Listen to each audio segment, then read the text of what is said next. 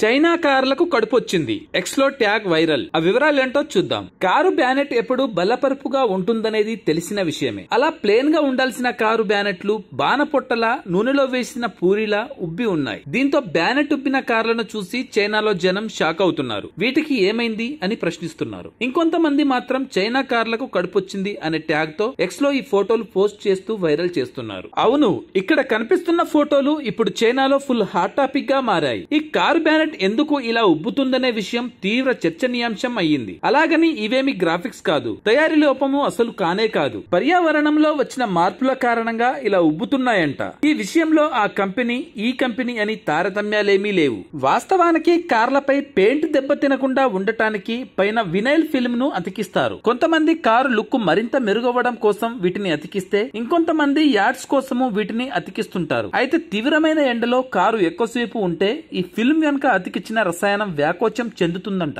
ఈ కారణంతోనే ఇలా ఉబ్బిపోయి ఉంటాయని అంటున్నారు. పైగా ఈసారి చైనాలోనూ ఎండలు మండిపోతున్నాయి, సరికొత్త రికార్డ్స్ క్రియేట్ చేశాయని చెబుతున్నారు. గత 2-3 రోజులుగా 42 డిగ్రీల సెల్సియస్ ఉష్ణోగ్రత నమోదైందని అంటున్నారు. ఈ నేపథ్యంలో క్వాలిటీ ఫిల్మ్ ను వాడటంతో పాటు కార్లను ఎండలో ఎక్కువసేపు ఉంచకుండా జాగ్రత్తలు తీసుకోవాలని నిపుణులు సూచిస్తున్నారు. అలా కాని పక్షంలో కార్లకు కడుపు కన్ఫర్మ్ అనేది వారి మాటగా ఉంది. Thanks for watching.